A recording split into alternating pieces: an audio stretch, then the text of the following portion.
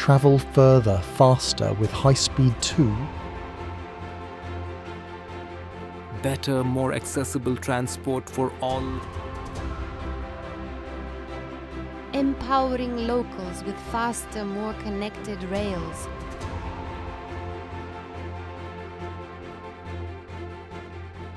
This is what HS2 really means. So, before we start, let's be sure, what is HS2? HS2 is the UK's new high-speed railway, running from London to Birmingham. It consists of 140 miles of track, 11 miles of bridges and 65 miles of tunnel. London Euston's HS2 station originally was meant to be underground and have 11 platforms. Now it's going to be above ground and have 6 platforms. Old Oak Common. This will be the site of a massive 14-platform HS2 interchange station.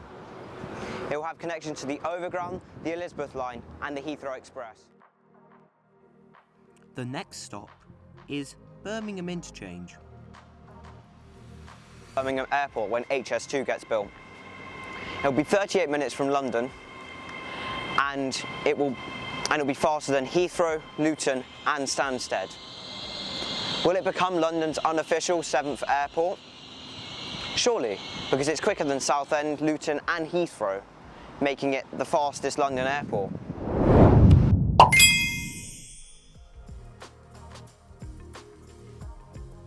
Birmingham Curzon Street is to become Birmingham's 4th major rail terminus. It's proposed to have 7 platforms and be one of the most sustainable and accessible stations in the UK. The first new rail terminus since the 19th century. A truly staggering feat. So HS2 stations should be good for the environment, look good and be accessible.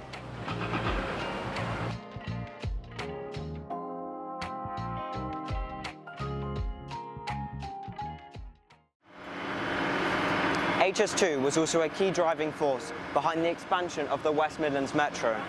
Here we can see the Eastside extension running to Digbeth High Street, stopping at HS2 and the coach station. The reason for this was because HS2 would bring passengers and money into the area and required a good connection.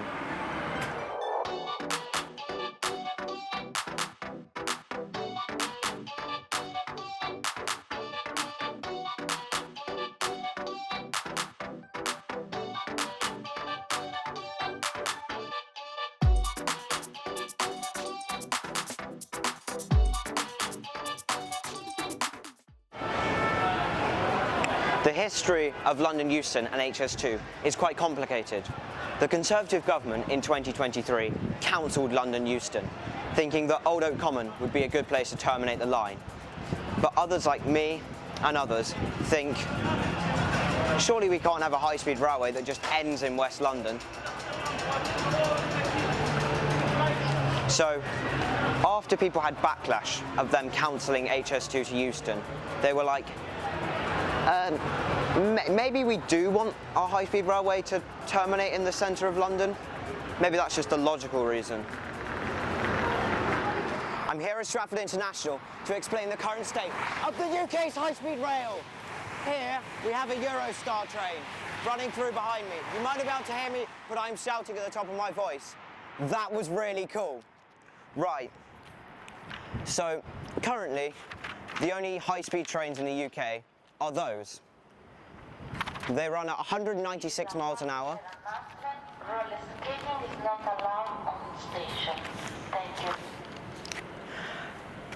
And they run on the one dedicated high-speed rail line we have in the UK, High Speed 1.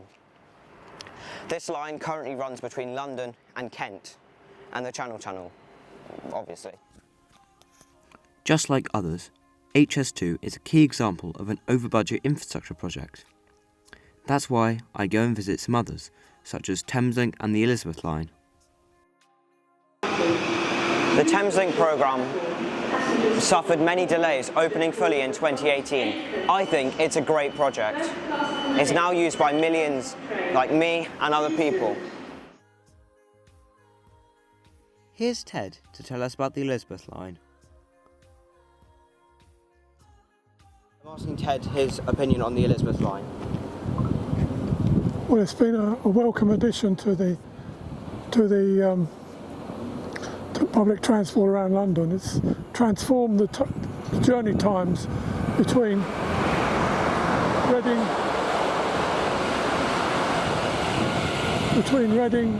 and Shenfield and Abbeywood.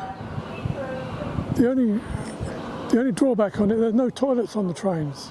I agree that So you go a long way without a toilet break, Actually, which Reading is to Shenfield can be quite yeah.